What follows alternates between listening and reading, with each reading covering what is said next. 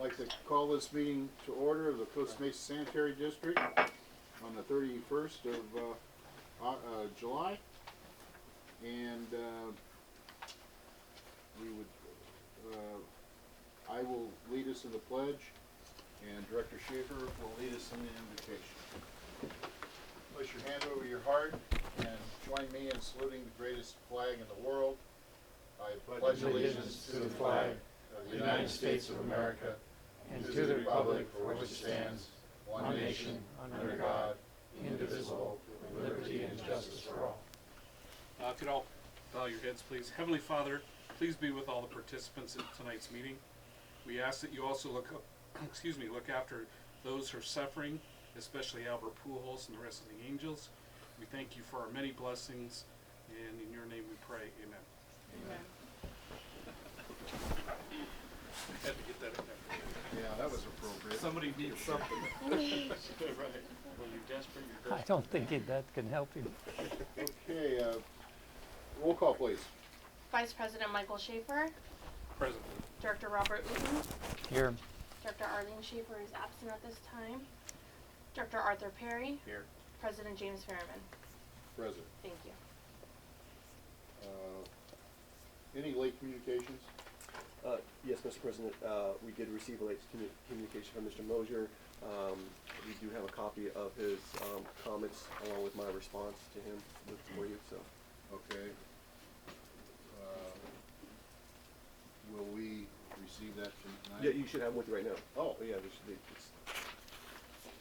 Here's the response. Okay. It's comfortable with my response. Great, thank you. Public comments.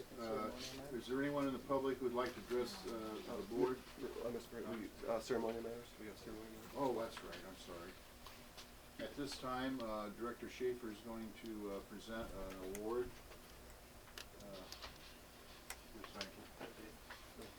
There she is. I think you all know that the city is celebrating its 60th anniversary. The city of Costa Mesa is celebrating its 60th anniversary, and several of us served on the committee. But probably the most important person from the sanitary district who served on the committee is Diana. And so on behalf of the board, we would like to present this Merit Award in recognition of her outstanding service and support to the City of Costa Mesa 60th Anniversary Committee as Costa Mesa Sanitary District's representative. Signed by President James Ferriman. I got to tell you that there were a lot of uncooled heads at this event a couple of weeks ago. Not this one. I mean, she handled her duties impeccably, and the whole sanitary district involvement with the 60th anniversary and CR&R's involvement was outstanding and exemplary. But Diana, you did an outstanding job, and as chairman of that committee, I want to thank you for your meritorious work. I'm going to witness protection. That sounds like the Wizard of Oz, doesn't it? Thank you. I click my heels. I was on the marketing, advertising, and branding committee, and then, yeah. She handled the information booth the whole That's weekend. actually- You should have asked Mike what actually I was there, but I know, you were busy. I was good. You're more here. I'm sorry. Thank you.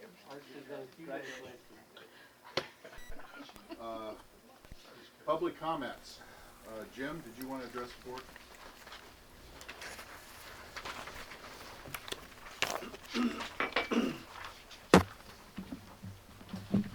Thank you, President Ferriman and members of the board. My name is Jim Mosier. As you just heard, I did submit some written comments on most of what I knew I might want to say about the agenda items. I apologize for getting that to you so late, but we do the best we can.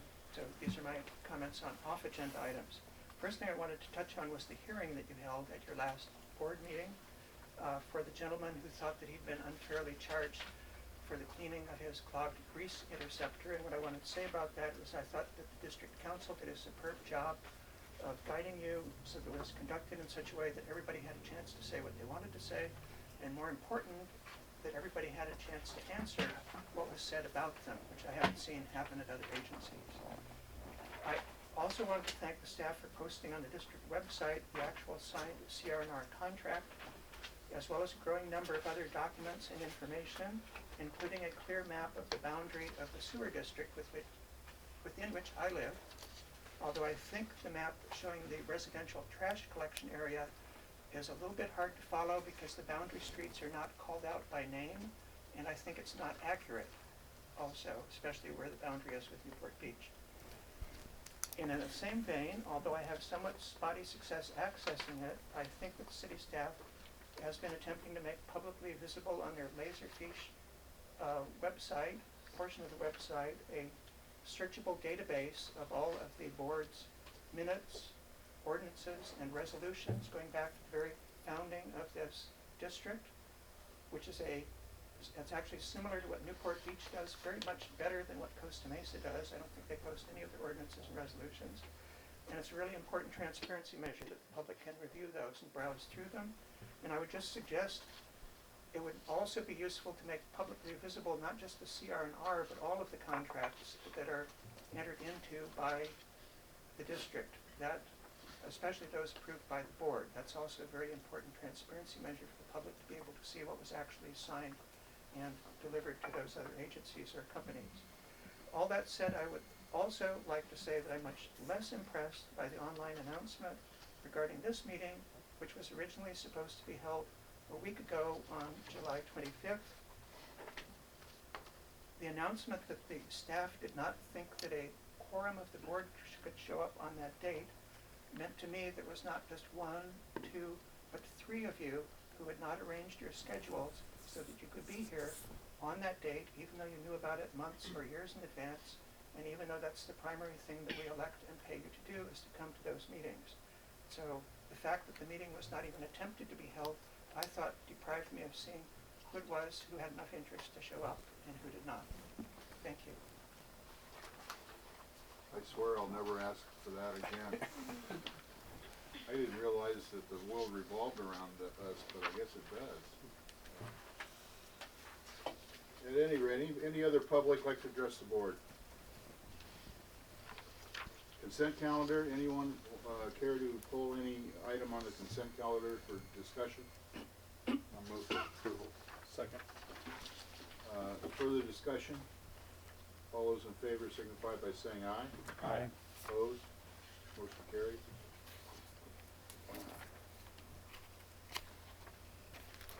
Okay, item. We're gonna move 14 up to 13. Yeah, that's right. Okay, we're gonna move item 14 up to 13 and move 13 down. So sponsorships to Estancia High School Sports and the Costa Mesa Community Foundation. Yes, thank you, Mr. President. Staff is recommending new procedures for sponsoring events and or organizations as advised by District Council. As advised by District Council, before becoming a sponsor, the board must ask 2 questions. Okay. What's the purpose is being served by being a sponsor? And how are those expenditures for being a sponsor advances that purpose? So if you can answer these questions, then the contributions will not be considered a public funds. There is a determination chart in your staff report that will help you answer those 2 questions. And tonight, we do have two requests for sponsorships. I suggest that we discuss each one of them separately and then you take action on each one of them. And the first one I would like to discuss with the board is a request from the Costa Mesa Community Foundation. The Costa Mesa Community Foundation is requesting the district to become a sponsor in the 2014 Concerts in the Park. Sponsorship ranges from $500 to $2,500. For $2,500, we can have a booth promoting CMSD at every concert. The purpose for sponsoring this can be increasing the district's visibility to the community by promoting recycling and waste diversion activities. We do have someone in the audience that would like to speak to you tonight regarding this item. It's Mr. Derek Sabori, and I'd like to Derek, would you come forward?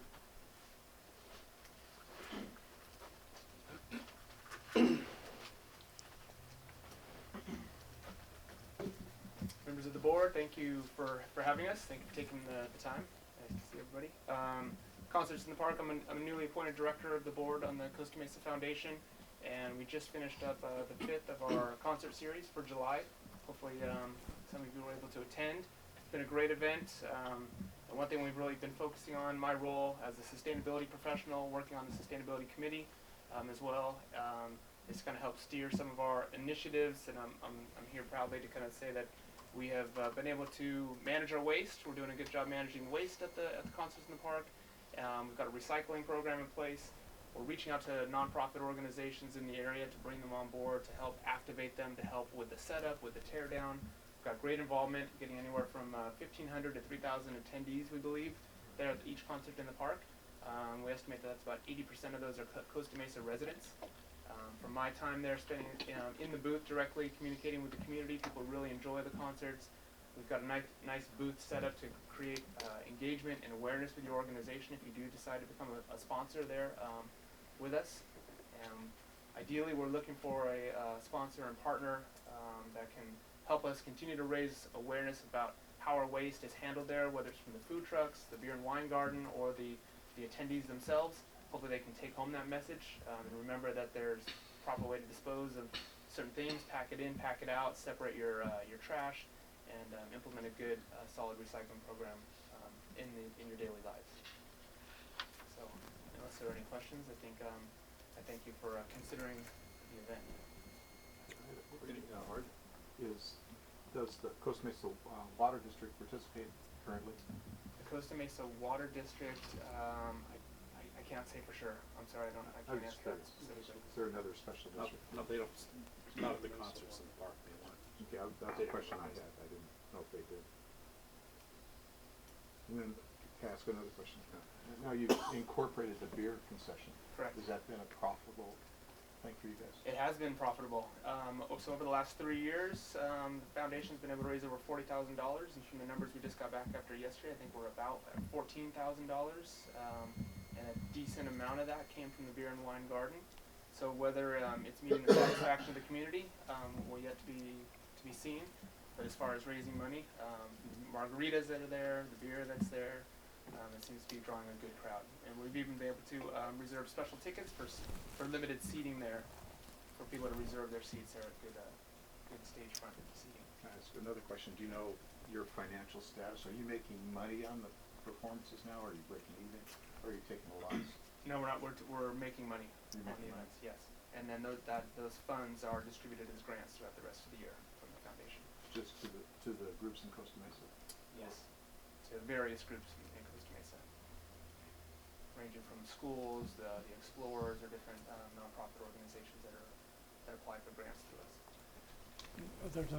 Derek, there's a new law that requires groups of larger than 2,000 to have a solid waste management plan or trash plan or something.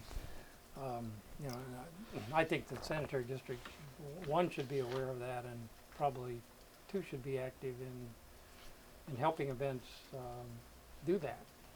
You know, so I, for one, would, and I think we provide trash cans, and I think there are recycling bins there. I don't know if we need to have a booth there, but it'd be one place we could be without the water district. Mr. President, can I ask a question? Yeah.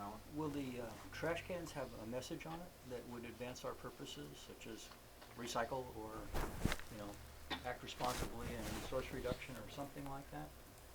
If that question is to me, I would like to see that. I think that would be a great idea. That would be the point, is to create message and awareness. That would be, it's one thing to have a way to handle your own trash, but it's another thing when we advance our purposes of promoting a message to advance recycling or reduce solid waste or something like that that tries to get the message out to people that would justify an expenditure of funds for us. Absolutely, and I could see even, I know when we run sustainable events, ideally you have somebody managing your waste, and even if we had any of the volunteers, whether it's from the Explorers or somebody in any of the schools, even engaging them and having them be the reminder to participants, that doesn't go there, that goes in this bin, we've got glass and bottle over here, and just direct them. Because I still see people, and we'll still pick things out when we see them, but you see people just kind of dumping everything into the trash bins.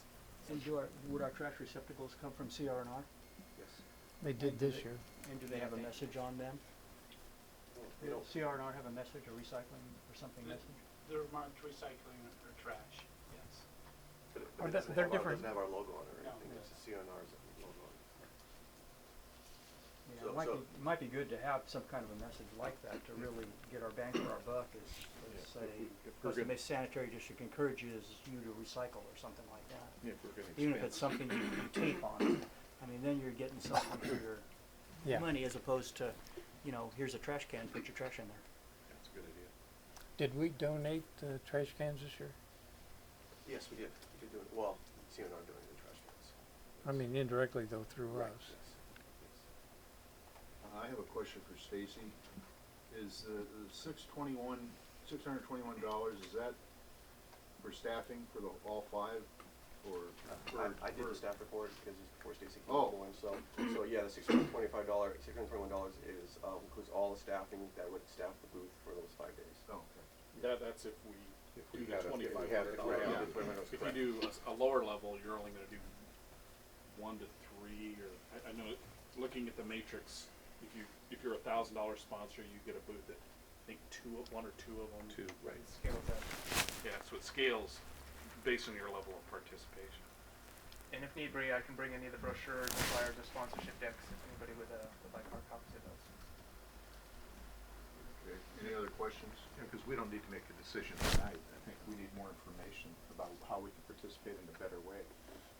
You know, would you agree? Because we have another year, because this one's. Correct, as it Yeah, passes, right. yes, obviously this one's passed, so we'll get the partnership for next year. You're just getting an early start on it. Absolutely. Maybe we can discuss this at a, On one of the study sessions. study If session. you At get an us- operations committee meeting. We don't There's have study that sessions anymore. now, study sessions. But But if you Don't could forget. get us all the information you can, Okay. and then we can look at how we participated this year, maybe how we can increase it next year. Yeah. And we're not, I mean, we're not sure what level we're gonna be at, but I'm sure we Yeah, want to we participate can get somewhere. into it at a study session. Right. Okay. So that sounds good. Of course, yes, thank you very much. Just a comment, and not for Derek, but on the other side of the coin, the sponsorship at Estancia High School, you know, Javier's working with them to do some recycling things in lieu of the telephone book program. Yes, sir. I think advertising, or putting an advertisement or a banner, whatever it is, at the football stadium, if we could have that banner say, sponsor recycling efforts at Estancia High School or something, I think that ties better than just a sign that says Costa Mesa Sanitary District. Absolutely. I mean, we're trying to encourage these high school kids to get involved in this thing. Most of them go to the football games and they're gonna see that sign. Can I stop for, can I recuse myself about talking with Estancia? Because we're getting on that, we're getting ahead of ourselves. First, if I may, Board Director, first let's make a decision what we're doing with the foundation. Oh, okay, And then okay, we'll talk I'm about sorry. the establishment. So from my understanding, I get, correct me if the board has made no decision tonight. They directed staff to bring this back at the study session to discuss, need more information, to discuss some possibilities on how we can partner with the foundation. That's right. Okay, sorry. And let's not forget too, don't put grease down the sewer. That's another, you know, we have to promote that as part of our SSMP. That's another message to get out when you have an opportunity like that. So another little aphorism or short saying that we can put on a banner. Okay. Okay. Yeah, Thank you for your time, sir. very Thank much. you. Thank you, Derek. Now it's time Yes, to talk so, to thank you. Estancia. Yes, thank you, Mr. President. If you're gonna So for, recuse yourself, I am. I'm good at- do you leave? Yeah, I'm going to step out. Well, why does Art have to recuse himself? I have that option because I still work at Estancia, and I thought it'd be to my best interest to step out, Oh, that's let you fine. guys decide. Well, this is for the football program, right? Yeah. Or are we But- talking about the school in its entirety? I mean, I would rather step out if it's okay No, with that's the rest fine. of the board. And then you guys discuss it, make your decision, and I'll come back in when you're done. Yeah, Does that sound good? Alan, is that Yes, appropriate? yeah, I'm not sure he has a legal financial interest that has to do it, but it's certainly appropriate if he thinks it's the ethical thing to do, yeah, Just let me know. sure. Okay.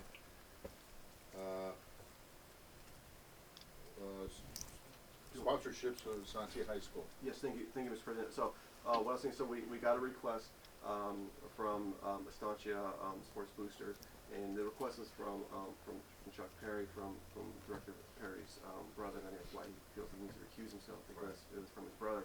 But the request was to, spend $500 on a banner at the stadium, the football stadium, at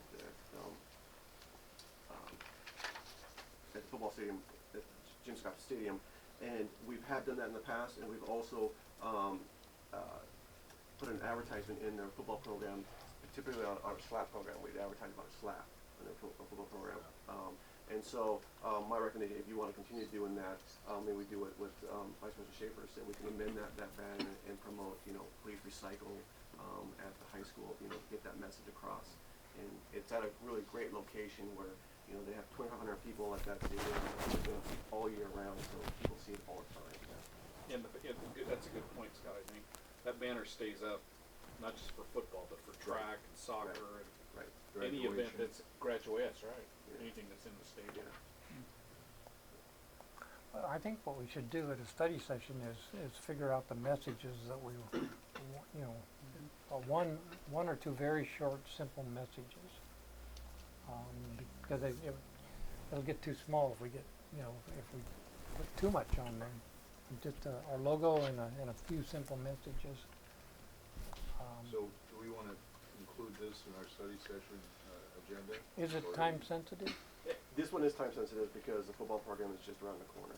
So they're requesting us to advertise in the program. The football program, football starts in about a month. So Yeah. this one is time sensitive. Yeah, so we would have to, And we've had this since June. I'll make a motion to expend the funds to put the banner up with staff doing due diligence to figure out what a simple and readable message is. I would go to the field and take a look and see how far away it is, look at other banners, and keep it simple. But figure out a couple simple things to promote our message. And is it okay to put the advertising in the program too, about maybe the SLAP program or one of our Yes. programs? Oh, yeah. Is it Okay. yeah, And I'll second Director Eaton's. I guess we need to vote on this. And we'll work this into the findings that you've made, so it's not a gift of public funds, based on what you Rob? said. Just real quickly, I believe we had a banner there once before, and I think they're all pretty much the same size. And there's some right on the fence, right next to the stands, and they wrap around as necessary. Yeah, they're all 3 by I 5. think we had, and then wasn't it in the baseball diamond? No, I think it was the football. Football? Yeah. Okay. Okay, So, may I ask the district council, so should we identify what the purpose is to promote recycling, right? Is that what the, It might be recycling, it might be, don't put grease down the sewer, one of those purposes, and we it'll could advance promote the like purpose by advertising. yeah, we could promote like our residential fog program and Or the residential. program. Well, the one in the stadium, again, because we're trying to hit those kids, I think the recycling, kids are going to pour grease down the drains with that anyway. They're not gonna cook anyway. And they're probably not. Yeah. But I think the recycling is where we need to Alright. focus with the high school kids. I mean, staff knows what recycling programs we're promoting with Estancia. That's true. Yeah, we could promote the battery recycling program or something, sure. Because Javier, ask Javier a question. yeah. It is, they've confirmed, right, that they're going to participate in the battery program. Yes, They're one of the ones who did, right? yes. I think that's a natural tie to what council's telling us to do. Okay. Yeah, we will do that. Okay, any further discussion? All those in favor signify by saying aye. Aye. Opposed? Motion carries. Okay, item, You just leave him out there. Yeah, we'll go faster.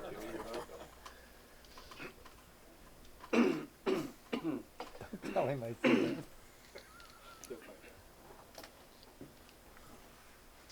item 13, preliminary, We voted on whether to bring you in or not. finance, or for the year 2012-13, Yes. budget. Thank you, Mr. President. This is just a preliminary year-end budget review for the board.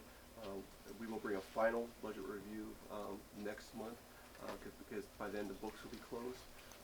So this is basically as of June 30th, and so staff is projecting a surplus in the solid waste fund of $382,000, and then a surplus balance in the liquid waste fund of almost $5 million. However, that $5 million, 84% of that is related to the capital improvement projects. And of that $5 million, over $1 million is going to be transferred back into the asset management fund, because those are balances that we experienced from our completed CIP projects. So the remaining $3 million, I think I have this a little over $3 million in CIP projects that we're either on or going right now, or we'll be kicking off pretty soon. We'll have to carry that forward, and we'll bring that staff report back in September with carry forwards. So like I said, so next month Stacy will bring that report to you, and hopefully the final numbers will be close to our projections. So that's one way we're going to bring it back, see how far off our projections. But so far it looks pretty good. Any questions? One quick question, Mr. President. On the personnel, Scott, you talked about a, say 104,457 savings in salary. How much? 104,000? 100, a little over 104,000. Is that, do you anticipate any change in that, or is that going to stay constant? That'll probably stay constant, because that's in the fiscal year. So, but for for last fiscal year, the new fiscal year, we probably won't have that large of a surplus, because we hired pretty much full staff now. We're full staff right now. Yeah, that's what I thought. Thank you. Any other questions? We will just, It's file and receive. receive and file. Item 15, approve the fourth addendum to the agreement with environmental engineering. Yes, thank you, Mr. President. This is a fourth addendum to the agreement with Environmental Engineering Contractor, EEC.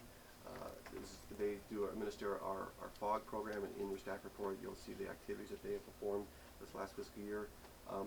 Director Uten has requested some additional information from EEC, and they do have a brief PowerPoint presentation to answer those questions, if you don't mind.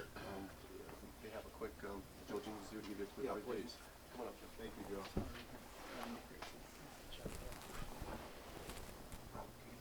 Sure. No, both of them? Yeah. Okay, so thank you very much, and I will try and keep this presentation brief, but mainly we just wanted to go over some of the FOG program activities that EEC conducts and some of our recommendations for the coming year. So if you could start with the next slide, please. So starting with the FOG program activities that we conduct, in bold there you can see the biggest activity is conducting what we call risk-based FSC inspections and prioritization of FSCs. What the risk-based inspection means, and I'll go into this in more detail here in a minute, is that we want to focus our inspections on the facilities that we believe have the highest risk of contributing and causing sanitary sewer overflows through the discharge of FOG. So we focus our inspections on those. Additional activities, as part of our inspections, we provide FOG control program education and outreach to the facilities.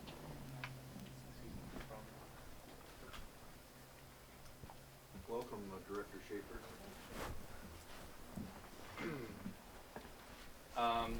Additionally, for FSCs that we find that are in non-compliance, there's some enforcement coordination that's required to gain compliance with those facilities. We also manage all the data for the FOG program and the FSCs and track that through our Access database and through GIS.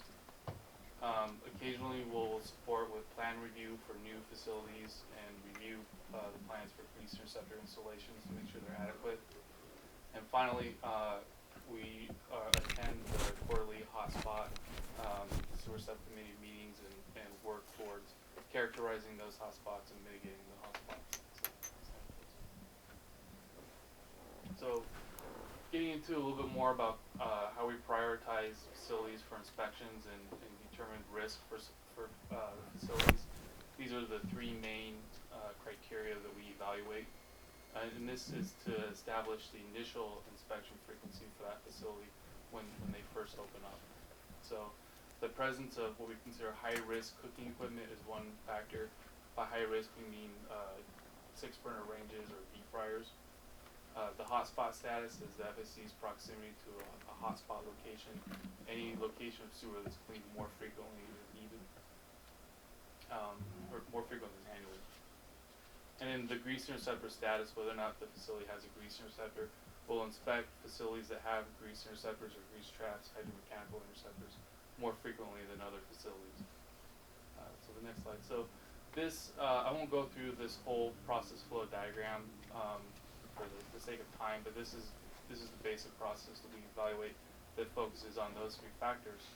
But what it means is that at the end we establish inspection frequencies. We have quarterly, semi-annual, annual, and biannual inspection frequencies.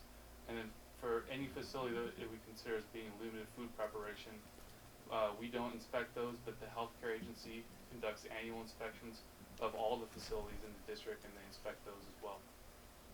So the next slide, please. So once we've established the inspection frequencies, we go out and we conduct the inspections, but there's different factors that could affect those frequencies as we gather more information and conduct inspections. And we could adjust the frequencies either higher or lower based on these factors. So maintenance observations by the clean crews, if there's significant fog accumulation, it might increase a frequency. Inspection compliance history, at the end of the year we review each facility's compliance histories, and people with a lot of non-compliances we inspect more frequently, and those that are consistently compliant, we might extend their frequency. We do review all the healthcare agency compliance data that we get, and any facility that has consistent non-compliances with the healthcare agency will go out and inspect those facilities and increase their frequency. And then also any field observations, illicit activities. Like we recently had a situation with Maru Sushi where there was potential illicit activities there, so we've increased their frequency. Any private SSOs or restricted effluents, like the one we recently dealt with at Cabo Grill, we've since increased their frequency.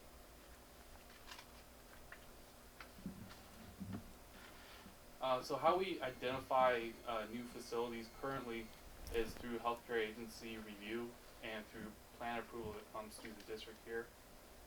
We've recently identified 75 new facilities. We evaluate those facilities to determine whether or not they would have high risk cooking equipment or their LFP, and we've prioritized for this year 33 new facilities for inspection that should be inspected within the next 6 months or so, depending on their location. You might have to hit it one more time. There it is. So the best program trend to determine whether or not you have a successful fog program is based on the number of fog related sewer spills you have from year to year, and also the number of hotspot locations. But you can see here the top line is the total public SSOs within the district, and then the bottom line there are the fog related sewer spills. So you can see consistently from year to year, you're usually around 1 or 2. Which is an indication that it's working. It's not just through the fog program and inspections, it's also proactive line cleaning that's helping with these numbers and better characterization of sewer structural issues. Okay, so the next one. Okay, so finally our recommendations for the upcoming year. We've talked about this before. We want to establish a better communication with the city of Costa Mesa to identify new FSCs in a timely manner. What we've noticed with the healthcare agency list is a facility might be open for a number of months before they're added onto that list because they haven't been inspected yet by the healthcare agency, so it could be a matter of time before we get out there and inspect them. And so we want to make sure we're not missing any facilities that are out there and operating and have at least received some sort of educational materials. We'll recommend continuing our risk-based approach. We feel that this is the best way to maximize the district's resources for the fog program and to truly help limit fog-related SSOs. We want to shift some of our focus from our inspections on the chronic non-compliant issues, facilities where each time we go out there they're consistently non-compliant. We want to start some elevated enforcement with these facilities, issue more letters and potential even monetary citations or bringing them before the board. And then enhanced residential education I think should be a focus for those fog-related SSOs. Some of those SSOs are residential SSOs, and there's not a lot we can do if we're only focusing on food service establishments to mitigate those SSOs. I think one opportunity was something that was just brought up in the meeting today. If you guys have a booth at the music festival, definitely passing out some sort of like scraping, scrapers or magnets, anything that educates people on the fog program is a real benefit. And then continuing with the hotspot reductions and source investigations, we have around 43 hotspots remaining in the district, and I believe 30 of those 43 are fog related or grease related. So continuing to characterize those those hotspots and trying to mitigate those is important, we believe. So I went through everything very quick. So if anyone has, you can go to the next slide, please. If anyone has any questions for any of that, hopefully it was helpful. Joe, every once in a while we're surprised by the food service establishment's grease interceptor being inspected and the baffles aren't there and haven't been there for a while. Right. How often do you get around to all the 400 plus food service establishments in a periodic manner? I mean, it sounds like you have a way to characterize who you should visit, but how do these escape, years and years and years of broken equipment, before we stumble Sure. on them? Sure. Yeah, anybody that has a grease interceptor or a grease trap should be inspected at least annually. Okay. The ones within hotspot locations are the ones inspected quarterly. Okay. I think a lot of these issues is, there's a lot of different ways that a baffle tube can be dislodged, either through the pumper knocking it off accidentally or just a lot of fog sucking So it off. it's not years of disrepair. No. It occurs during Right. that year. Right, Okay. but it doesn't take long for a dislodged baffle tube to cause a problem within an interceptor.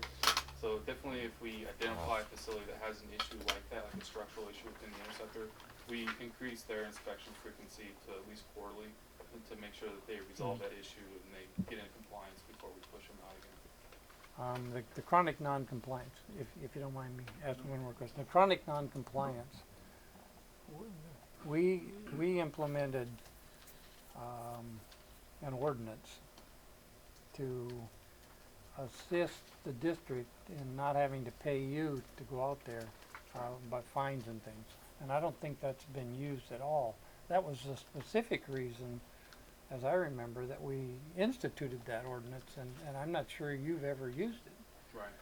So I think you should reread that and kind of get the gist of what the board was thinking when we implemented that. Right. Staff's using it in other cases, but whatever puts the fear of God in those guys, and I expect a couple $100 out of their Right. pocket, get their interest, And that's and you're not using that at all. right, and that's one of our recommendations for this year is to get back to using that more Okay. frequently. Definitely some of the recent situations we had, especially last year with the Creektown Grill facility where this was established, but we've established a flow chart that we're going by, so Okay. if we have more than, usually we go do the initial inspection. If there's a non-compliance, we'll give them a certain amount of time to correct it. And after that non-compliance, then we should start looking into issuing the Yeah, letter. and you to need enforce to letters and warn them, evaluate it. that if we have to come back and you're out of compliance, Right, this is a potential end result. right. Definitely any more enforcement teeth that we can have out there in the field is gonna be very helpful. Okay. And I think we'll have a higher rate of compliances if we start doing this. Question. Maybe two questions. One, you talked about dealing with the city of Costa Mesa. Is that been a problem or? No, it's just something we haven't been doing to date. There's a couple of different things we could do. We could be looking at like business licenses. We just haven't been. EEC hasn't been interacting with the city of Costa Mesa to get FSC data to date. See, because I think they're required to, any new establishment, they have a grease interceptor, is that correct? That's correct.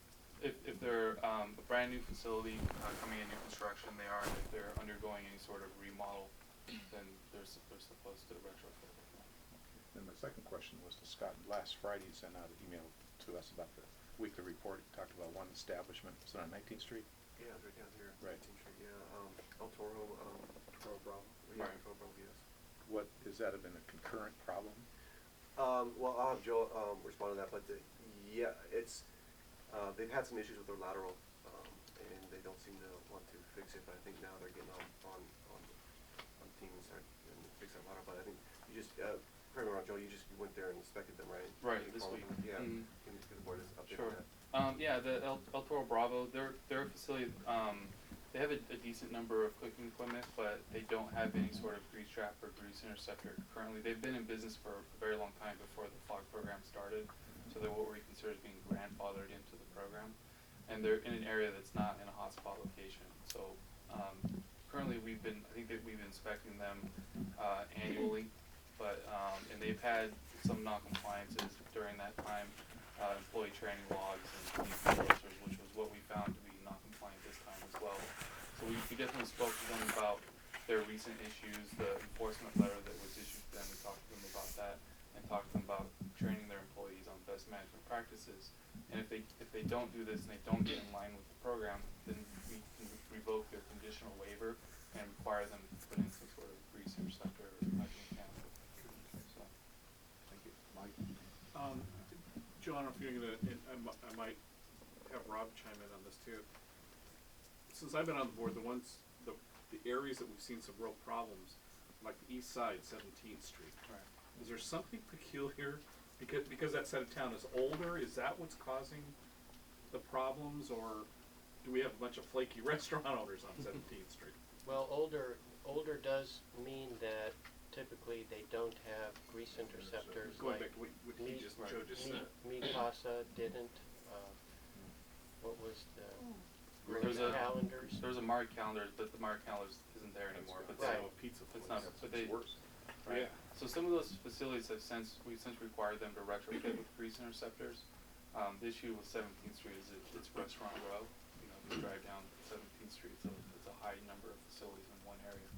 So you're going to have issues. But that whole street is something we inspect on a quarterly basis, and we're working with them a lot and slowly getting them back into compliance. There is a preponderance of restaurants on 17th Street. I mean, Yeah. people know that's where a lot of people go to eat. Right. And then I think my second question is back to what Director Perry was saying with the city. If I'm a new restaurant owner and I walk in and say, okay, I want to get a business application to open up Jerry's Hot Dogs, which is going in on Adams and Harbor, do they have a checklist that says, here's what you need to do with the sanitary district? Is that something we need to work with the city to get them to include that on their checklist so that these people know up front? I mean, I assume they're not doing that, and the city's not doing that now. They should be doing that. They were Yeah. supposed They to should be. that, yeah. We've had that battle a few times, Yeah, haven't we? we battled that. Yeah, They're we supposed to did. be doing that for all new facilities going in, is to have a grease interceptor if they cook that product. Maybe you ought to do an inspection at City Hall. It's part of their code, isn't it?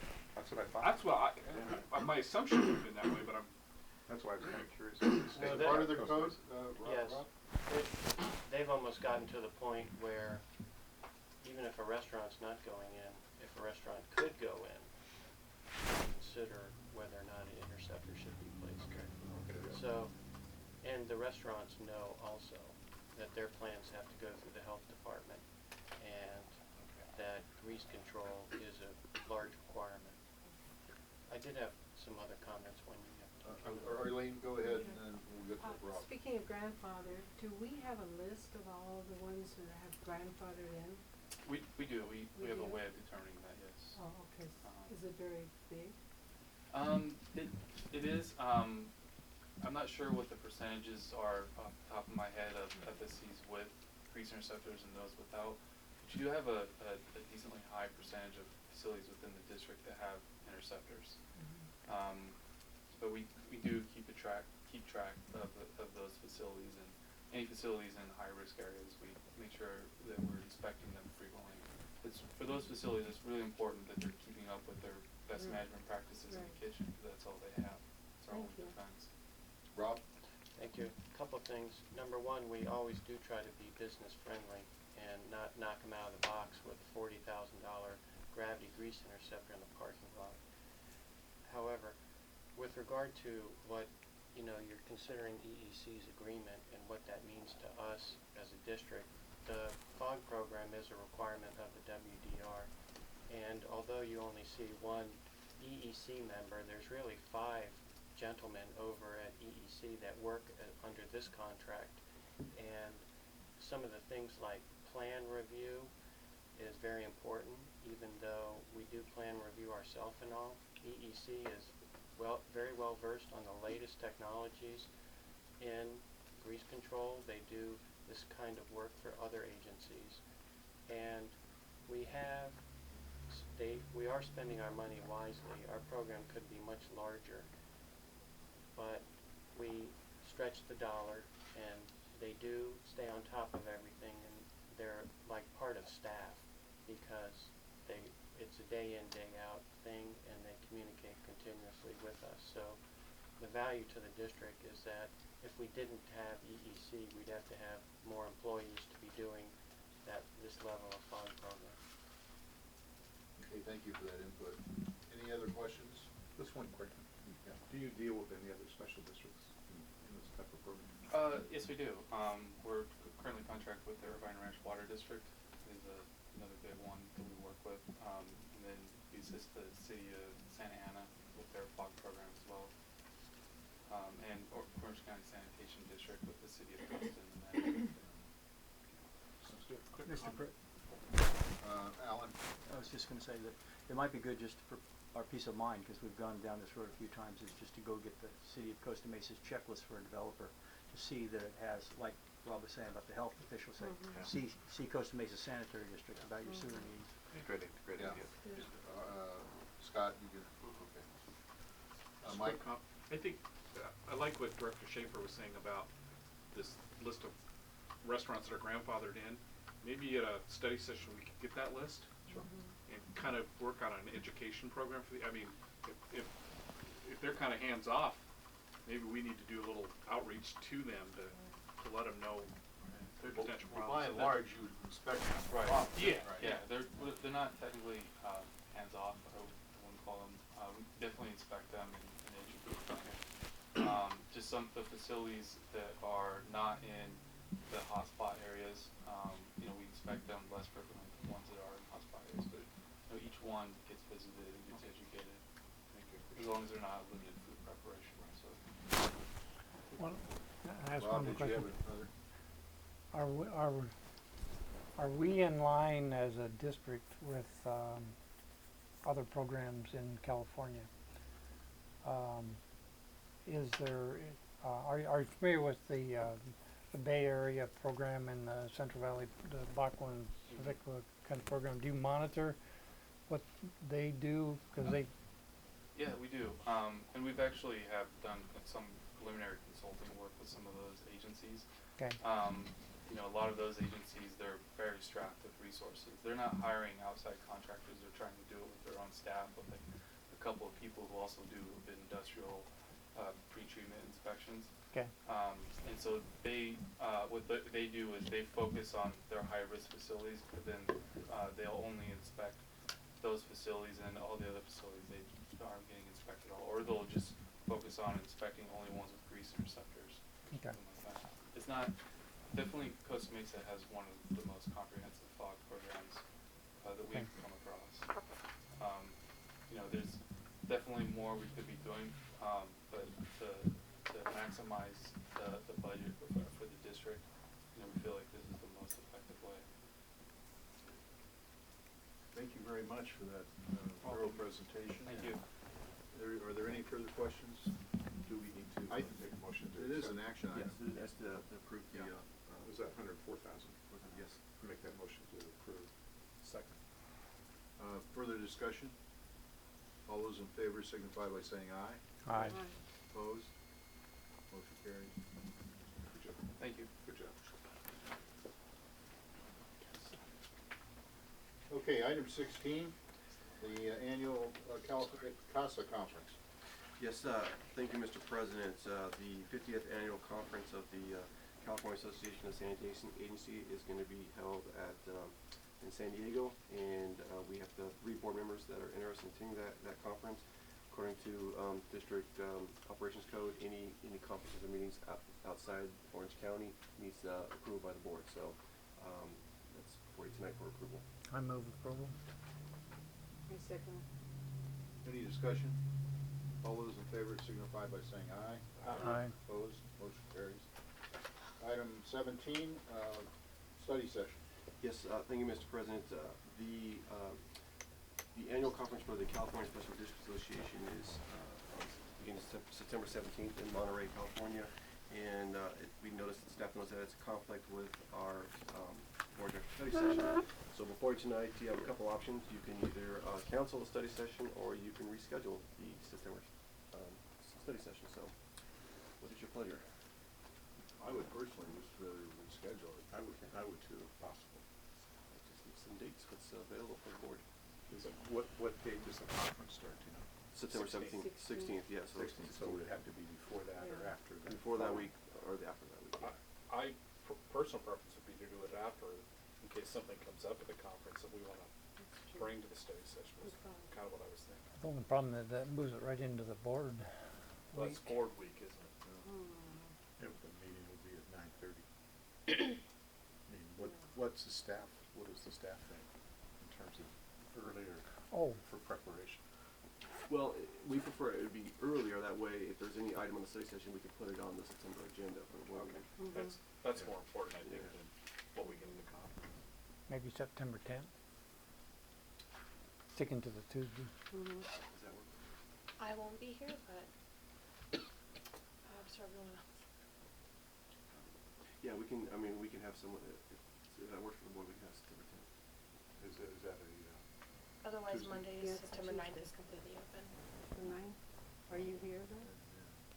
Are you here on the 9th? I can be. What, it's 9:30 in the morning? is the 9th available? That's a Monday, that's bad for you on Mondays, isn't it? Not every Monday. I've got a pending maternity situation, not involving me, but my staff. So, but I'm flexible with that. So Monday's fine. I don't see any issue with that. Does that look okay in your schedule, Jim? The 9th? Monday the 9th. Yeah. Yeah, it's okay. Bob, how about you? We got Stanford that weekend, but I'll be back. I have a meeting that morning, but I can move that meeting. You have control? Okay, Yeah, let's just I'm do the it president Tuesday. of the other thing. Okay. That's September, so we have another month. What will we prepare for? The 9th, What time are we saying? like 9:30. 9:30. Yeah, 9:30. They have to be in the mornings for me. That gives you almost 2 weeks in between the board meeting and that. Right. Let's see. No, it's, no, yeah, board meeting in August is the 22nd. Okay, is that good for everybody? Yes. I'm sorry, which day, the 9th? The 9th. Are you okay, Rob? Yes, thank you. Does it work for Al? I don't be attend in the those. study session. Oh, that's right. We're not gonna probably That's we're not gonna right. take any action, that's what I know of. Yeah, that's true. Okay, so Monday, September 19th at 9:30 a.m. 9th. Oh, sorry, September 9th, yeah. Monday, September 9th at 9:30 a.m. When was it before?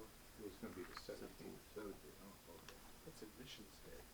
What, the 9th's not a holiday for you? What day is that? Oh, the 9th? What day is that? No, It's the Admissions Day. That's a 9th city, is that's a admission. city holiday usually.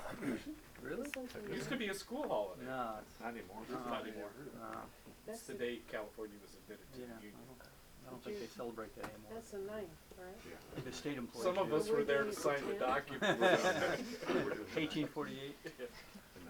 And those documents That way, were Nolani can be here and Okay, that's right. the Constitution of California. Well, if Nolani's not here, I think she scheduled that day off, so it's no, but we can still have that meeting and they can have someone here.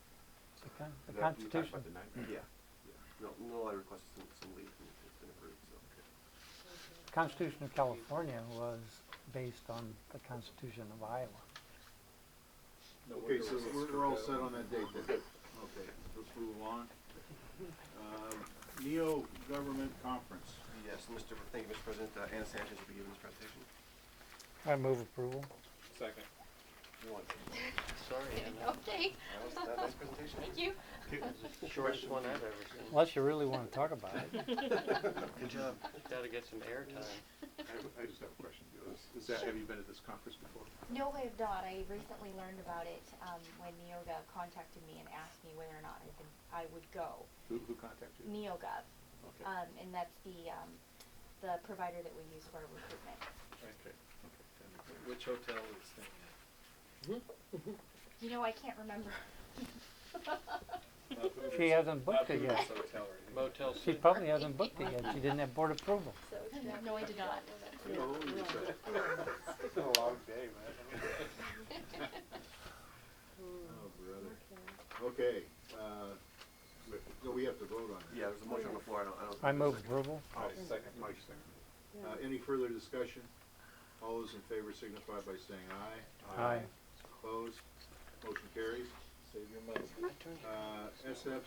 SSMP recertification. Yes, thank you, Mr. President. As you know, we recently did an audit on our SSMP that was presented to the board last month. The SSMP has been revised since it was last revised 2 years ago. So now it's before you, along with the implementation schedule for approval. I do want to mention that the implementation schedule, attachment A, the first one on updating standard sewer permits to identify pretreatment requirements recognized by OCSD is complete. So we're ahead of the ballgame. And so before you is to approve and recertify the SSMP and also improve the implementation schedule. Move for approval. Okay, I'll second that, but discussion. somewhere in there you notice, it's noted that we have a two-man crew for sewer cleaning. Yes. I think it's three-man, isn't it? Well, no, it's. You mean two people, two field people? Two people working Okay. working the sewer Okay. cobble truck. I wasn't sure. Yes. I know we show 3 or 4 people on the org chart. Yes, we have another one that works at the pump station, and then we have the supervisor. Okay. Okay. Need to, Yeah, Motion on the floor, sir. Any further discussion? All those in favor signify by saying aye. Aye. Opposed, motion carries. Item 20, sewer hotspots. Yes, thank you, Mr. President. The board requested staff to analyze the practical number of hotspots and then report back our findings. As you know, strategic goal number 1.3 is to reduce hotspot locations to less than 40. When Project 197, the system-wide sewer reconstruction, Phase 3, is complete, there will be a total of 37 remaining hotspots, which we will achieve strategic goal number 1.3. Most of the remaining hotspots are grease-related. Staff believes that if we try to find the source, particularly like what FSC is contributing to those grease, and then step up our fog enforcement and ensure they're implementing the best management practices, we believe it is very possible that these locations can go on an annual cleaning frequency. However, there are some areas that we believe will continue to be a fog hotspot, and those are usually the high residential density areas like on Hamilton. Because there's such high turnovers over there, we think it's going to be a continual problem. Even though we do educate residents over there, we did send a brochure about fog, and we did both in English and Spanish. But kids are high turnover, we just think it's going to be a hotspot. There are structural hotspots which are basically more problematic. Because we believe those are more cost effective just to clean those on a more frequency rather than repairing those hotspots, because a lot of these sags have multiple sags, 2 or 3 sags, and they cost $100,000 to replace it. It'd be more cost effective just to clean them twice a year. So with all that information, we do believe that it is practical to get to 9 or 11 hotspots. How long it'll take us to get there, I don't have an answer. It's just going to continue working on it. This is a receive and file report, but what I'll do when we bring back our strategic plan update, then we'll recommend revising strategic plan, strategic goal 1.3. Well, I think we've got a great track record so far. Retiring those things like crazy. Arlene? Could you define structural hotspots, what that means? Yes, certainly. Well, structural hotspot means like a repair or structural defect in the sewer line. So like a sag, meaning it's you have a sag, it goes down, so it still flows, but it has a sag in there, and to repair that, you'd have to replace the entire that section. And we had one section, I think it was, correct me if I'm wrong, how long it was. We were looking at it. Hotspot 50 was 100 feet, I think it was. Wow. So it could have multiple sags, and that was like $150,000. So it's just more cost effective if we clean it twice a year. we repaired some of them, but Yes. Thank you. could be a displaced pipe or a big hole in the pipe or a big We have one crack. out in the Cherry Lake area, just upstream of the lake. Yeah. And it's like the bayou out there. The Really? ground is real muddy and soft, and there's trees and vegetation. You can't even walk over the sewer line because there's so much vegetation out there. There's two big hot spots in there. It would be almost, we'd have to knock down everyone's backyard fences and all kinds of things to keep, the equipment would sink in the soil, so So what do we do, just leave Stay it? away. we just clean it, right? You can clean from Three man, times a year. you know, in one manhole to the other manhole. But I'm not sure you have to change the goal, but I think you just as a policy you ought to. Well, I guess maybe I do think we should change the goal. Then staff will know in what time frame we board expects you to do this. But Yeah, I recommend we do change it eventually, that way it'll get some target shoot for it. why not? Okay. So this is information, right? Yes, yeah, this is the advice, the board to bring this back for board just for review, for receiving file. Any further questions? Just one, to get to 9 to 11, how long do you think it'll take? I know you can't estimate, but And you know, I really don't want to put a number on it, 'cause I just don't know. that's what we're gonna be at 37, so. Yes, we're definitely 37, you know, Are all those grade 5s? yes, yes, Because correct. then we need to go to the grade 4s. Yes, but I don't know.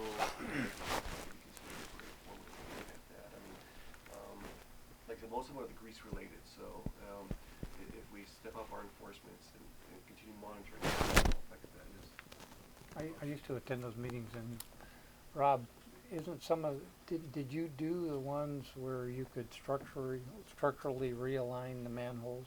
Yes.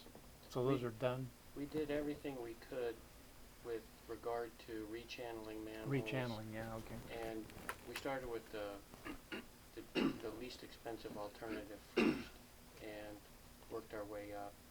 And we have taken care of whatever we can with Okay. the small money.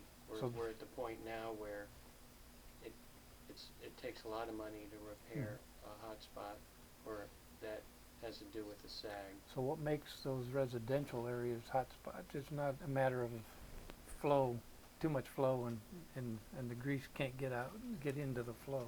It's the volume of grease that comes out of a multifamily residential development. As Scott mentioned, high turnover, so education gets turned over right away. A 60-unit apartment is like a 60-seat restaurant every evening, and they just pour in the grease, and we're trying to fend for ourselves there. Okay. Okay. Good job. Yeah, thank you. Mr. President, could I revisit the SSMP certification? Absolutely. Thanks. You know, the record should reflect that nobody's left the meeting since that item was discussed, but this is our every 2-year self-audit, is that correct? Well, no, this Not the recertification? Well, this is the SSMP. We did the self-audit 2 years ago. This is the SSMP that, the result of the audit, but this is our document that we rely on to comply with the WDR. We're not recertifying Real tonight. quickly, every 2 years, a self-audit's required. Yes. So this is our second self-audit. And there's nothing, and. Tonight. Right. Okay. Although, you have to recertify the SSMP every 5 years. There's nothing that prevents us from recertifying it earlier. Okay. So what Scott's intention was to do both the self-audit, make those corrections or changes into the SSMP, and then recertify the SSMP. Okay. So we're taking 2 actions. So that was the report on the self-audit and its effectiveness, and we self-audited now. We bought ourselves some time, and we got 2 more that years, right? effectiveness. And then I would just like to work with both of you on that sewer permit, because I thought we were going to work on that language in the sewer permit. One of the, exactly, I just made a note to myself that in my meeting with Scott, I'm going to ask him, now that he asked the board to, part of the action was to implement the recommendations in the self-audit, that was the permit. So there are things that you're going to have to do, and there's some things that I might have to do, and Yeah. Scott will be putting together marching orders for you, and that'll include the permit. Good deal. I want to be sure we have appropriate indemnification and some other things in there. I appreciate that. Okay. let's move along to, rewarding ideas program. Scott? Yeah, thank you, Mr. President. This was presented to the board back in the last study session. As you recall, the staff, when they're out there in the sewer combo truck cleaning lines, often they get children that come up and just mesmerized at what they're doing, and they're watching them, and as you sit down in the curb and just watch them, and so staff came up with an idea. Well, let's not promote our industry and our organization, but also educate the kids on what we're doing. Police and fire do a very good job of handing out stuff, and so they came up with this creative idea of a coloring book, and it was actually created by Supervisor Steve Cano. He created that whole coloring book himself and called the Sewer Slayer, and it talks about why we're cleaning the sewer mains for the tree miser and the overflow goblin, and so we'll give that coloring book along with crayons. We'll have our logo on it as well, so it'll help promote the district. So we thought this was a great idea, and so staff is recommending that Steve Connell gets rewarded $150 for his creativity using creating the brochure, and then $100 to each Joel Ortiz and Alex Aurelio for helping with the language in the brochure. So just need root approval. Will we be using this at any of our events that we have? Definitely, yeah, definitely. And we're not doing training sessions or demonstrations of recycling in any of the elementary schools? Like a show and tell, bring in the Burma composting thing or anything? Yeah, we do. Are we still doing that? Yeah, we're still doing the Burma. We have Enrico's at Contra's doing our Burma composting. We have, in fact, the next study session, Javier's going to give a presentation on ecosystems of the Discovery Well, Center. that might be an opportunity for us to pass this thing out too. Sure.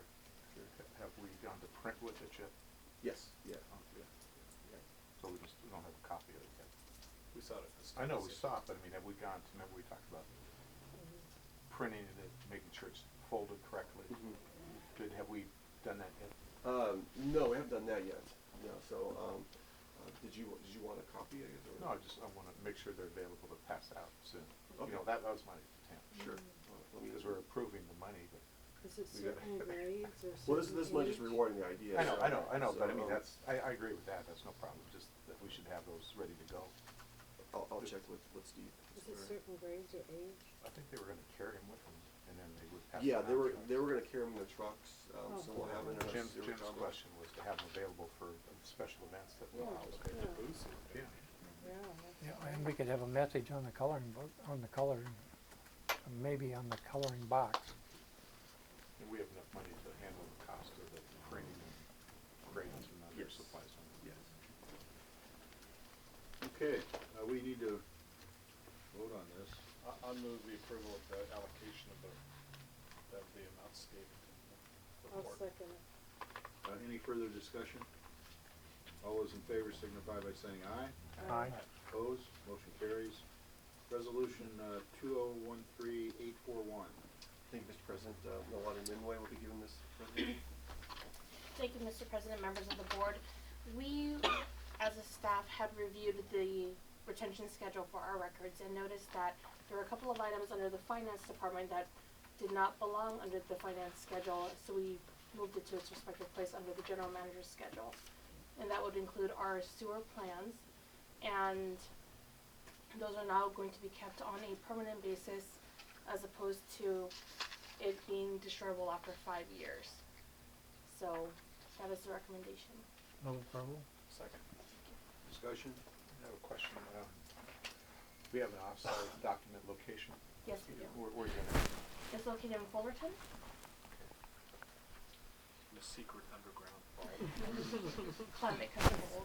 How long do we have to keep our budgetary records? 7 years? I believe it's 7 years. I think that's the standard statewide is, for most financial stuff, is 7 years. I know in my industry, we have to keep these financial 7 years. Do we physically take those up there for storage, or how do we? They don't. They come down here and pick it up for us. We tell them what we have to pick up. We put it in the box. They pick it up and store it for us. And if we want retrieve documents, they bring it down for us as well. Okay, that sounds good. I didn't know that. I think I remember that. Telling you that, do we ever go up and look at it to make sure they're compliant with what we're We can go and audit our inventory if Is we that needed Iron? to. Iron Mountain. Yeah, no, not Iron Mountain. Oh, okay. Oh, yeah. Okay. Iron Mountain. It actually looks like most of the finance records are kept for 5 years, but maybe specific ones longer. Any further discussion? Oh, are we gonna vote on this? Yeah. We sure. Yeah. All those in favor signify by saying aye. Aye. Opposed, motion carries. Engineers report. Thank you, Mr. President and board members. First item is CIP updates. Be happy to answer any questions. Any board member have a question? Is the grade 5 project underway? Yes, grade 5 is underway, and that's going very well. Just began last week. And we also have underway is the portion of the seismic retrofit that we had, that we could budget and do. That work is underway. We are anchoring the electrical enclosures at the pumping stations more securely to prevent earthquake. And that will prevent the power from going out. We're probably not going to consider the other two elements of that until we take care of some other business. Okay, Mike? Rob, they were working on, I was gonna say my pump station, but the one next to my house yesterday. Was that a Yes. seismic retrofit? Yes, That's it- what I thought. What were they doing on Adams Street today? same thing. Same thing. It's mainly adding angle irons, bolts, nuts, washers, and other fasteners to bolt those down more securely to That's the just a- concrete pedestal. That's an outside agency working for us? It's actually John Dickens Concrete Okay. right down the road here. Yeah, in it sounds Costa like Mesa. football for me. Pardon? This sounds like football for me, okay, okay. And John, by the way, John Dickens did the concrete work out over back, Okay. Yeah. expanded the rear patio. He's very good. He does a lot of wheelchair ramps and miscellaneous concrete for contractors who have worked with the city of Costa Mesa. Better than that other concrete company. Okay, okay.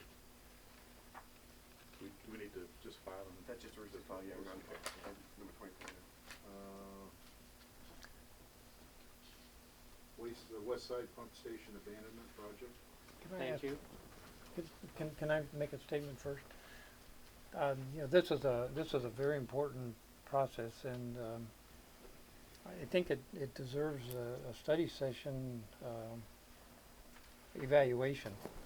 I appreciate having the information, and you know, and I'm be glad to listen, you know, to what you have to say. But I'm opposed to amending the budget based on, you know, this is a pretty preliminary estimate, and we've already done the budget, and I would like to have more time than hopefully we'll have tonight.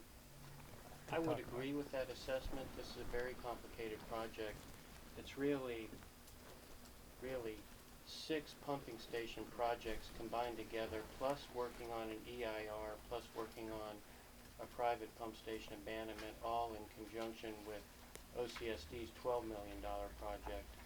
And there may be quite a few questions and explanations. There are a lot of attachments, budget. The real purpose of this, at this point, of the preliminary engineering was to come up with a preliminary budget so the district understood what the construction cost obligations would be to do all the work. And that was done. There was preliminary design budget attached. There is substantial savings of $15 million over the 50 years that should be discussed. There's the time frame of 20 months of work that we have here that needs to be coordinated, and when do we start. So it would not be a bad idea to have a little more relaxed atmosphere to discuss all these questions. You want us to schedule it for the September 9th study session? Probably be a good idea. The August session's I pretty don't full already. think that agenda is that full, is it? The August one is, so that we can put on September 9th. September. September 9th. It would just take away a little bit of the rush, and Yeah. it would allow a It- little, I like that. there's a Maybe lot we of can have, explanation. Orange County Sand District, over too. They are, I did include an email from them in the attachments, and they are on schedule, per their preliminary schedule, and their beginning and start dates are noted in this report.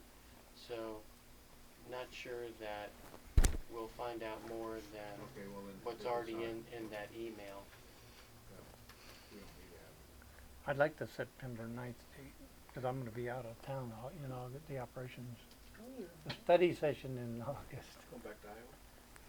no, Just Okay. one other question. Michigan. Mr. President, are the pump stations, that are part of the abandonment, are they listed in the report? Yes, They are. yes.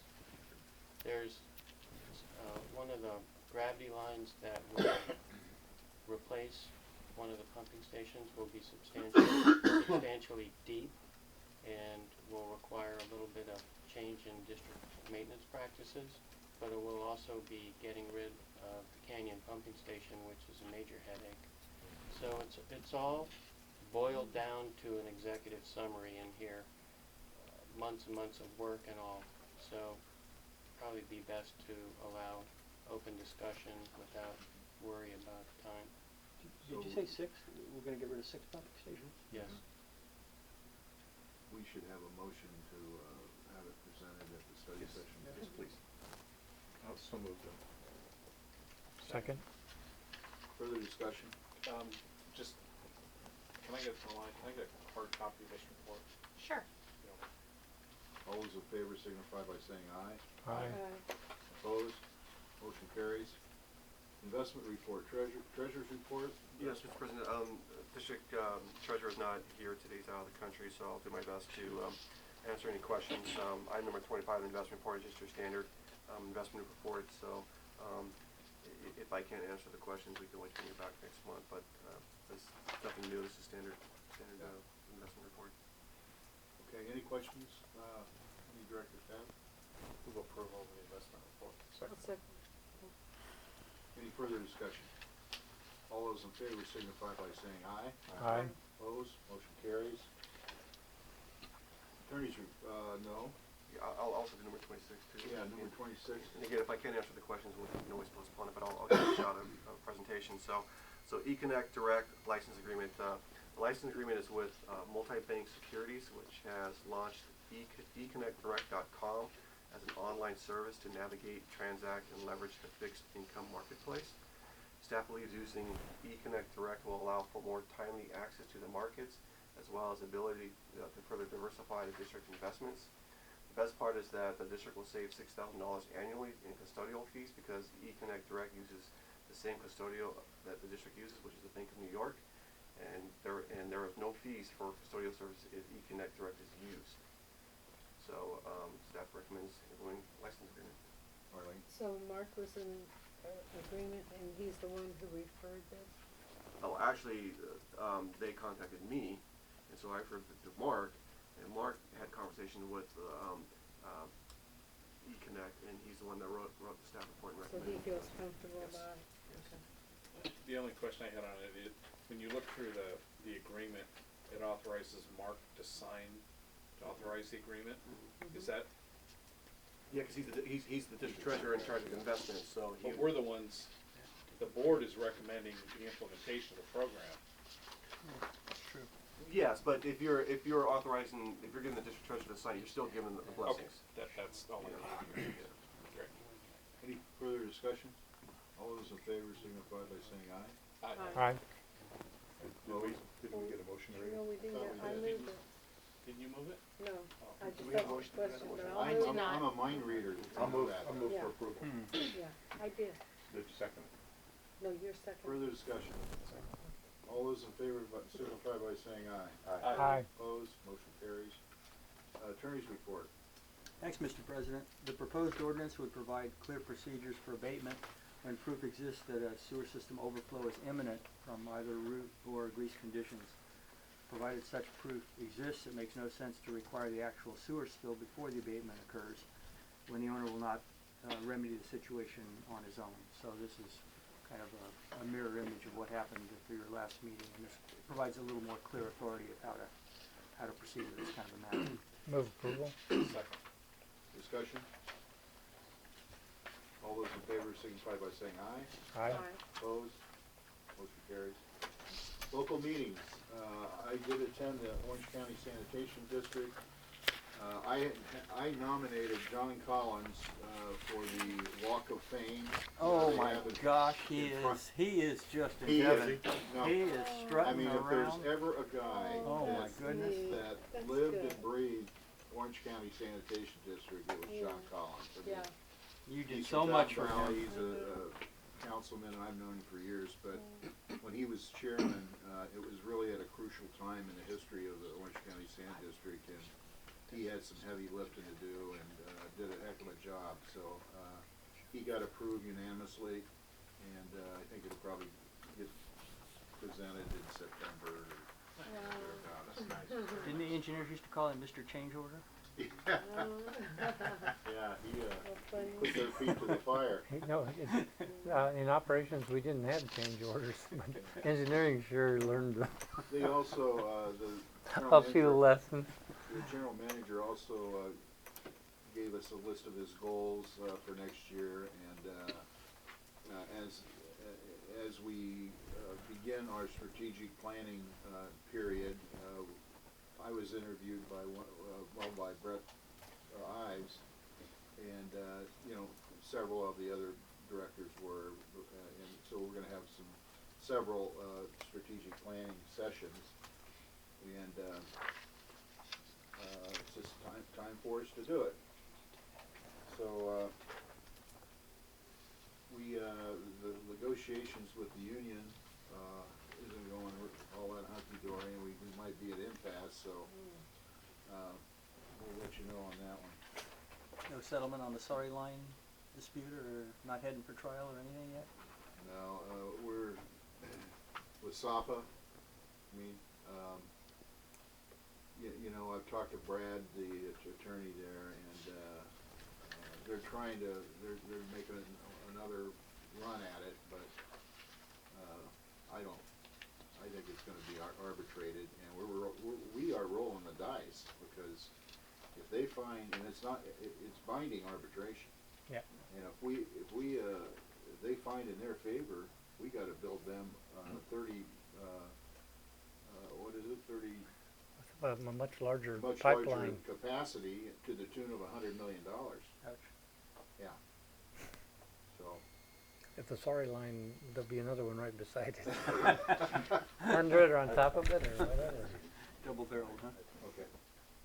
Art, did you Yeah, have I also attended that meeting, and right off the bat, the public comments, we had a guy named Marcus Lee from Costa Mesa, 1808. He complained about the odors from Orange County Sand, and they met with him privately, and they're going to try to resolve it. I didn't know if that was from us. It's not coming from us at all. No, that's It's coming from OCSD. those are the big lines going down to Eastward probably. But Yeah, and he was the only spokesman that came, and he's from the city of Costa Mesa, so it's pretty kind of unique. He must be the gentleman who keeps calling AQMD, because they keep Yeah. calling me. You know, that's 2 blocks from me, less than 2 blocks from me. You have no odor? The only odor I get is an occasional odor from the pump station, but it's not I think when they put the chemicals in whatever they do, there's a little bit of a sweet odor that comes out of there. That sounds kind of funny coming out of a sewer, but whatever that is. Yes. But I've never noticed any. That might be in the Bad other end of Iowa. 1808's Down by T-Winkle.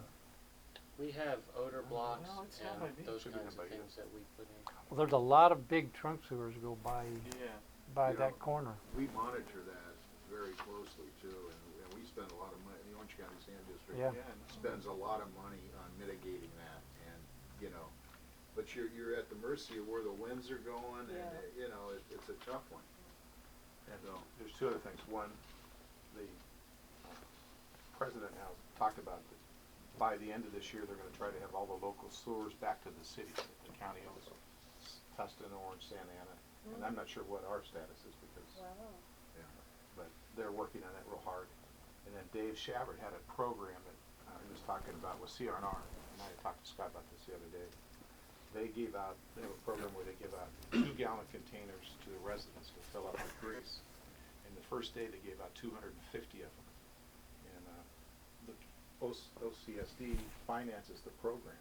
So I was thinking maybe if that's something that we would like to do in the future, it might be something that we could do at one of these events. Yeah.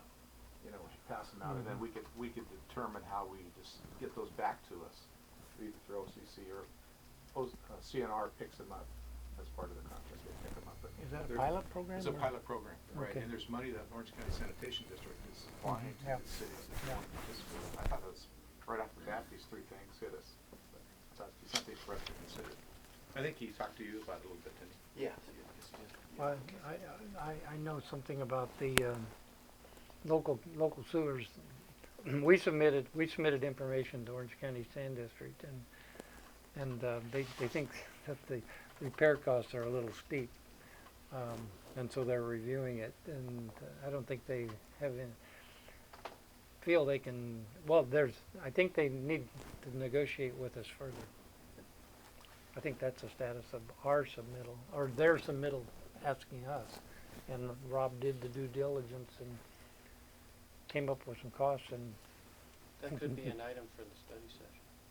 And then maybe in September. I also attended the general plan meeting at the City Hall. It was an outside area of the City Hall.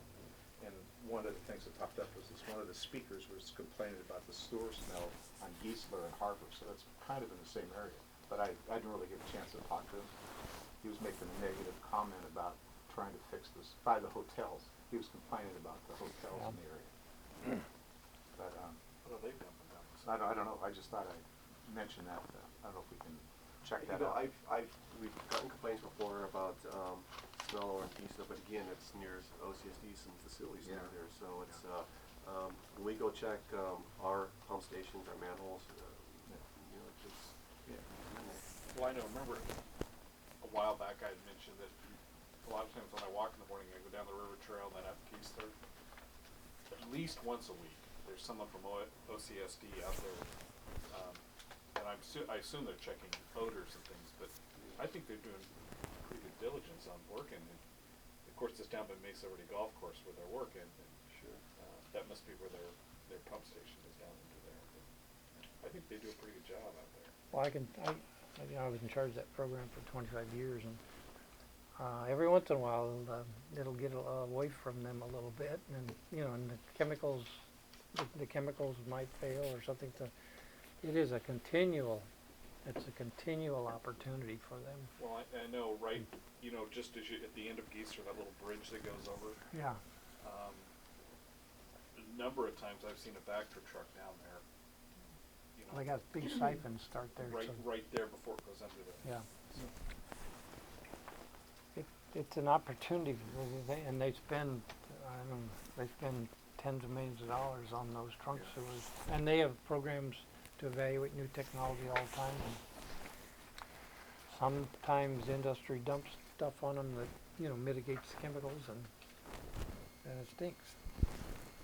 Okay, let's move along. Sanitary flood control. No meeting this month was canceled. But if anybody's interested in a tour of the Astor Pump Station in Garden Grove, the 15th of August, there's transportation from the water district, and it's from 1:30 till 3:30. Will they fly me back from Michigan for that? Absolutely, no problem. Is that part of the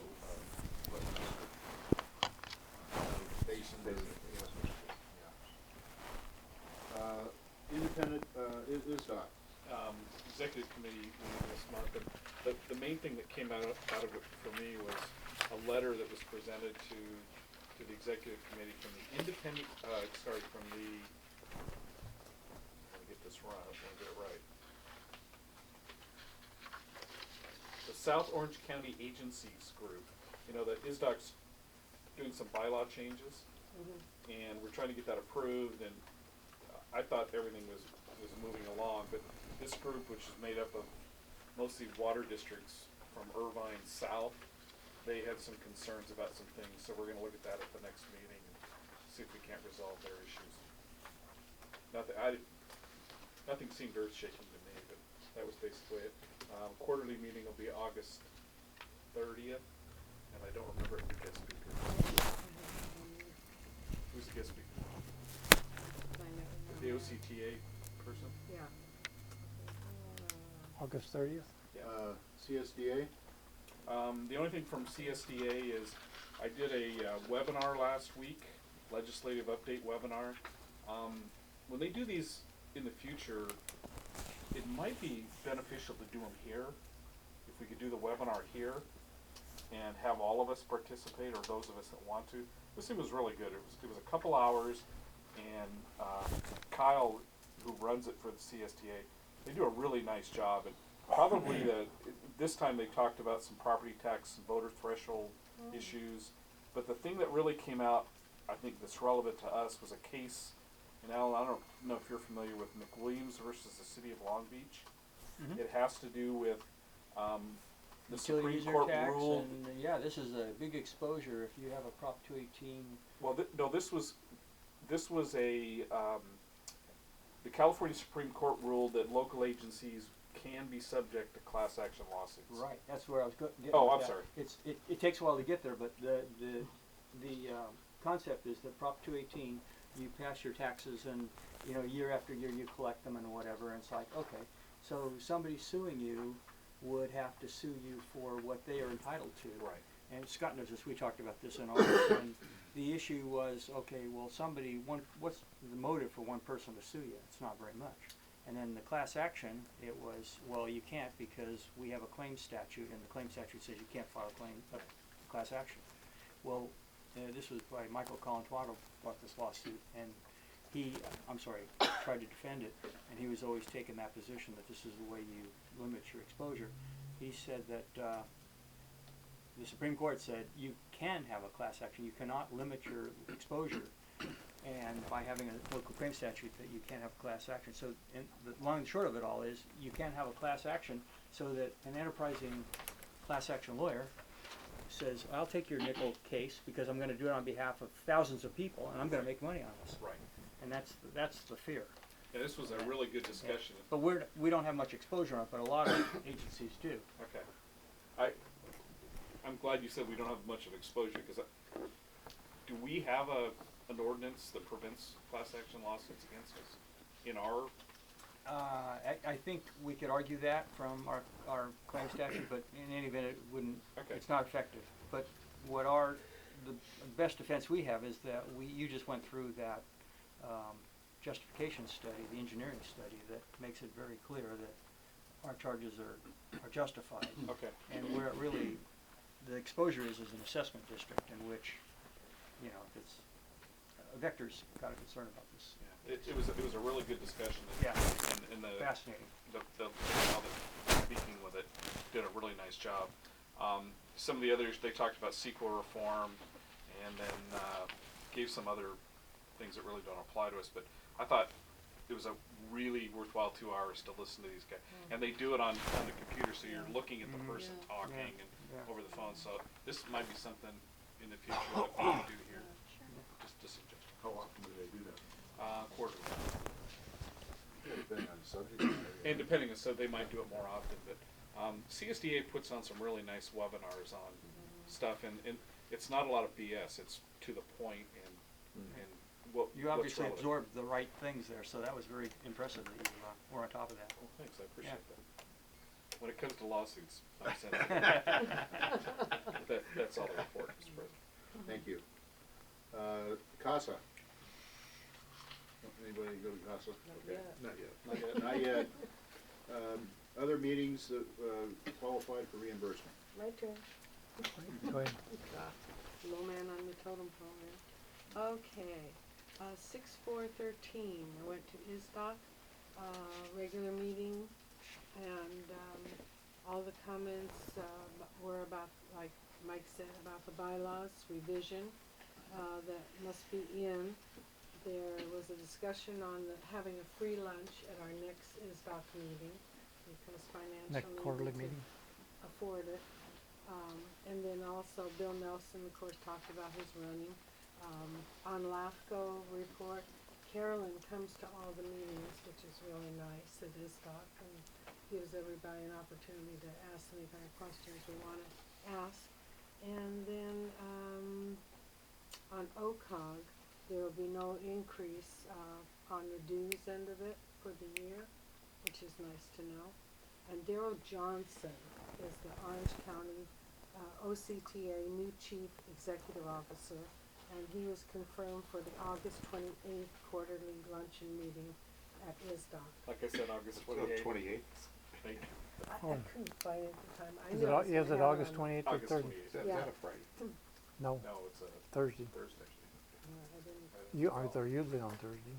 And then on June 5th, I chaired the Chamber Ledge Committee, and we just kind of updated each other as far as all the ledge people were there on different things that were going on, representing Congress and Senate and all the utilities and so forth, and gas. And the gas gal, God, I can't remember, she just had a baby, which was exciting. Good for her. And then 6-7 was Waco meeting, and Bill Nelson had said that he had a deadline for August 2nd to the CSDA, and talked about the ledge budget that goes to the governor on 6/15. Ledge recess is July 1st, and discussed the Deemer water treatment plant, and the treatment plant approval for the program, Deemer North Access Road, discuss projects going forward, and have lots of notes on it if anyone wants to see them. I was there with you. Oh, It was good. It was yeah. a good meeting. Yeah. And then, let's see, 6:10 was a Wasn't close. Travis Allen at that meeting? Yeah, that's Yes. Travis Allen. July Yeah. 12th. He was Yeah, I mean, he He was a How many times did he say, "I'm Travis Allen"? Yeah, and then they off to fight fire rings, which he lost. he left so fast. Whoop, whoop. Please. He said, you know, water is money. I Yeah. remember that. Yep, you remember. 6:10 was closed session. I attended it, there was nothing to report. 6:18 was the operations meeting. I attended, very long presentation on a water item. I have notes on the rest of the operations meeting if you wish to review it. Also the brochure on that D-man control system that we listened to. And 6:27 was the public hearing. We voted on re-electing Bill Nelson for CSDA director. Voted on having the operations meeting become a study session, and the rest is all notes I took if anyone needs. That's it. You left out the chamber breakfast. No, No, she said. no, Did you? that's next month. Okay, well, you can do it early. You don't have to wait for next month, because we had a great presentation, but. Yeah. Outstanding president. Well, and we I- received all brochures. Yeah, that's true. I went to the SARBS collection meeting, and there was a SARBS collection meeting on Tuesday night, and they went over what they're doing locally and nationally, and on fog related items. Then I went to the collection meeting on that Wednesday and Thursday, I think. And Scott was a keynote speaker again, and you know, and he just writes down all of our accomplishments and kind of blathers on about it. Pats himself on the back until his arm is sore. Pats us on the back until his arm is sore. And then another session of importance was Jim. Love fest. Huh? Sounds like a love fest. So, And Jim Fissler came to speak, and he's the enforcement officer for the state. And he talked about quite a number of issues, and he gave references to things that I don't have my notes here with me that we need to be aware of. But I took a lot of notes. There are cases, enforcement cases, that you can read about on the state's website, and then there's guidance Regional documents. boards? the state water, control. yeah, State Water Resource Control Board. So there's, generally the very active cases are, you know, the big spills, and they're oftentimes, in Northern California, and they're 4 years behind us in the WGR, so. Steve Mayville was there. I sat beside him. He used to be the local regional board inspector for Orange County Sand District. And eventually they'll get around to us. But there are guidance documents that I'll have to go back and look through my notes that are checklists for what they're going to ask you. And it's very important that staff know certain buzzwords like what's WDR. They'll take each of the staff members in a room and ask them, you know, if they know what key words are. So I think we ought to get that, you know, that checklist. And Rob, I think, has done a magnificent job. I think the agency's done a good job of putting together a library. That doesn't mean the library is in Steve Kano's head or Alex's head or whomever's head, but certain parts of it, they'll ask them for. They'll ask them. That was one of the items in our SSMP audit, was that we were going to improve on staff's knowledge of these kinds of things. So that dovetails nice with what Scott's already working on. Yeah. Well, we should have a presentation sometime by Scott on just exactly what he's training staff on. Anyway. Don't abuse our general manager. Well, you know, his arm's not sore. That's an Iowa mentality. It's like a junkyard dog. This was after And not Moser. Okay, let's move along. Are we finished with reporting on meetings? That's good to know. Okay, old business. I don't believe there's any new business. Is there any new business to be addressed? If not, oral communications and director comments. Just had one. Rob, did you attend that meeting in Garden Grove? Yes. Is there any report from that? Would you like to give a report, President Newton? I was hoping you'd give me a second to think. Well, no, this was the report. This was the report. Oh, by from the Leucadia. Yeah. Wastewater District on how they handled their calcium. Yeah. I think what that meeting did for me was kind of diffuse some myths that I have had about the calcium removal program. There's two other things important, and Rob, you can help me with this. And I was thinking about it with our siphons. You know, we continue to clean sags and siphons, and they had installed a grit, a hole in the ground in the sewer to trap grit on their siphons, and they seemed to think it was important. And we could use the same kind of device. It'd be a structural device, and it costs a lot of money to install. I'm not sure it's necessary, but that's the end. I've forgotten the second thing that I had thought about. Maybe the acid compound to dissolve the calcium.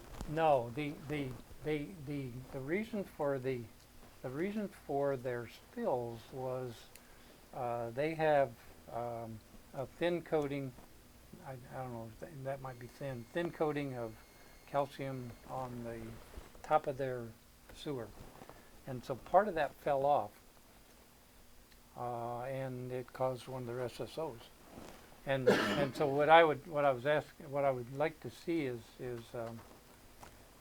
the type of coating that we have, the calcium coating, CCTV, the calcium coating, and then potentially a fix to that would be, because when they use certain types of cleaning devices like the Warthog and other things, those chunks of calcium can fall off and they can clog the sewer.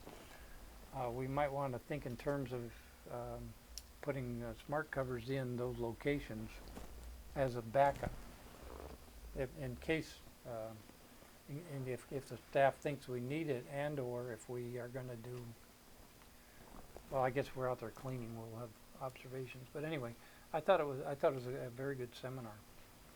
That's a great report. And to sum it all up, yes, they have 9 miles of calcium and they have it under control and they gave an excellent presentation.